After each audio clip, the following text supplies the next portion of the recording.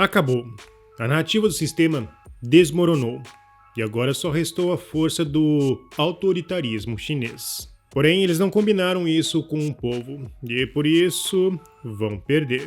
Eu sou Marcelo Pontes e este é o Verdade Política, um canal que busca revelar o filme preto e branco da nossa política.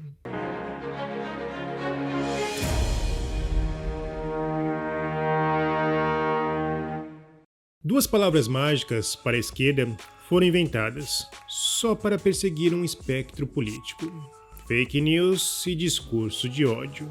Quem tem mais de 40 anos viu muitos debates políticos repletos de mentiras e ódio.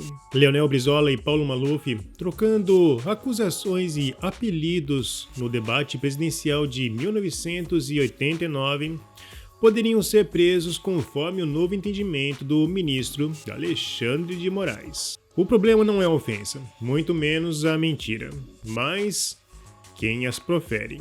Se alguém da direita usasse uma cadeira contra a cabeça de um adversário político, com certeza estaria na cadeia. No Brasil, a lei parece mais um cardápio do que uma regra fixa. Ela é usada quando conveniente, aplicada ou ignorada, dependendo da situação ou dos interesses. E às vezes parece que as regras existem apenas para manter as aparências, pois na prática acabam sendo flexíveis a ponto de parecerem relativas para quem tem o poder de decidir. Em vez de garantir justiça, a lei acaba virando uma ferramenta de manobra, escolhendo a dedo conforme a necessidade política. As decisões estão tão voláteis e partidárias que até afetam textos que não podem ser interpretados, como é o caso da imunidade parlamentar. Quaisquer palavras significa que o parlamentar é protegido em absolutamente qualquer discurso, opinião ou manifestação vinculante ao exercício de seu mandato. Essa imunidade abrange todas as suas falas, sejam elas críticas, polêmicas ou ofensivas, desde que ocorram no contexto do papel legislativo. A Oeste publicou: STF afasta a imunidade parlamentar, mas sempre contra a direita, afirma jurista. A Oeste escutou o advogado Rodrigo Saraiva Marinho, professor e diretor executivo do Instituto Livre Mercado. Ele explica que essa garantia não é um privilégio, mas sim um alicerce democrático. A imunidade é parlamentar porque o parlamentar tem como função representar a sociedade, representar seus eleitos, ter a possibilidade de falar.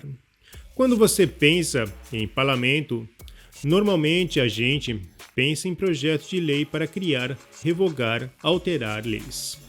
E é essa representatividade de que a imunidade parlamentar defende.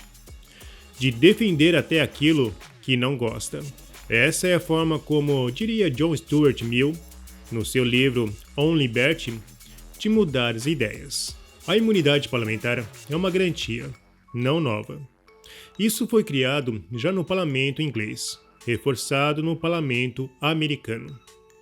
Grande parte dos parlamentares de países livres possui imunidade parlamentar exatamente para preservar o parlamento.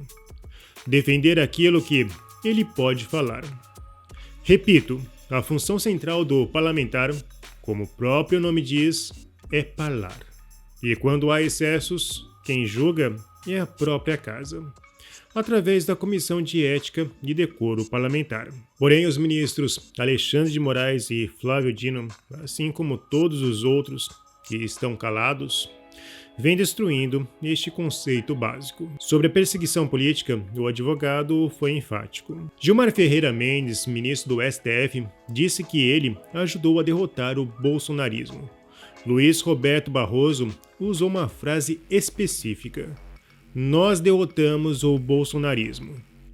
Toffoli chegou a falar sobre isso também.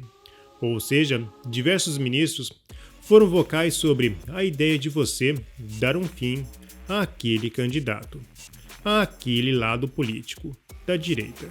E isso é muito ruim para a discussão, porque você acaba criminalizando um parlamentar pela sua fala, simplesmente por ele defender o lado que você não gosta. Já no tema fake news, a coisa piora e muito, pois os políticos de esquerda, principalmente petistas, mentem todos os dias.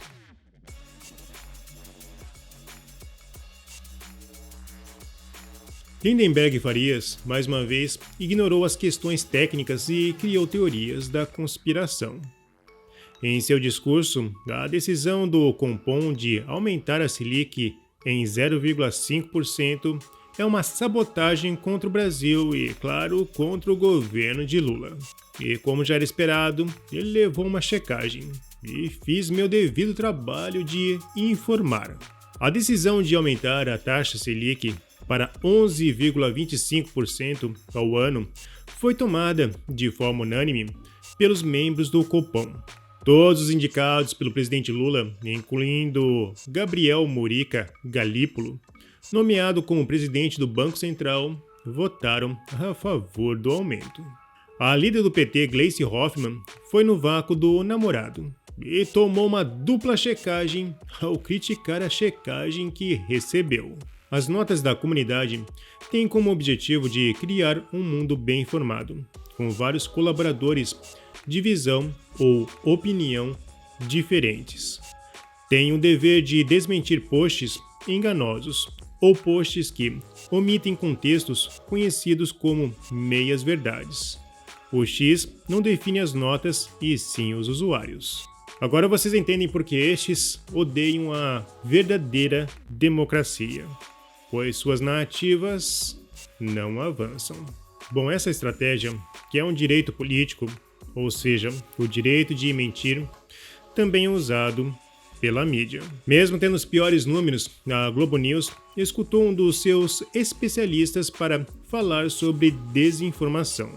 Na matéria com contornos panfletários, a desinformação foi usada no contexto econômico. O advogado constitucionalista André Marsiglia questionou a publicação. Ou seja, quem não viu na Kamala uma saída econômica é porque foi desinformado? Notem o tamanho do risco jurídico de usarmos o conceito de desinformação, que é subjetivo, e não está em legislação nenhuma, como mote para excluir conteúdos e punir pessoas nas redes sociais. Mas no tema discurso de ódio da esquerda, consegue ser ainda pior. A atual justiça transforma qualquer indignação no WhatsApp em crime, principalmente se tiver o contato de um apoiador de Bolsonaro. Enquanto isso, diversos influenciadores de esquerda exalam seu ódio aos nordestinos, aos pobres, aos cotistas, aos bolsistas, aos latinos que votam na direita. Guga Noblar, assim como outras personalidades da esquerda, zombaram com os latinos que votaram em Trump. Isso reflete a visão de Biden, que chamou os eleitores de Trump de lixo, ou de Kamala, que afirmou que pessoas cristãs e, portanto, anti-aborto não eram bem-vindas em seu comício. Até o jornalista Glenn Greenwald apontou para o discurso de ódio de alguns progressistas. Os democratas estão realmente gastando muito tempo e intensa energia odiosa fantasiando sobre as maneiras como querem punir e infligir sofrimento aos grupos de eleitores que não fizeram o que lhes foi ordenado. Corte de todos os benefícios para os eleitores rurais. Nós os mimamos por muito tempo. O autor deletou a conta após a polêmica, mas resgatei o print. Outra coisa que ficou clara nessa noite: a América rural precisa ser cortada do socialismo provido pelas áreas urbanas, que eles fizeram odiar. Forcem-os a realmente viver de acordo com seus valores, por pelo menos 6 meses. Bom, houve coisas piores, mas não quero ter problemas com o YouTube. Se os progressistas desejam um governo estilo chinês, então assumam o seu autoritarismo de uma vez. Pois a partir da última eleição americana, quase ninguém mais compra esse discurso antidemocrático.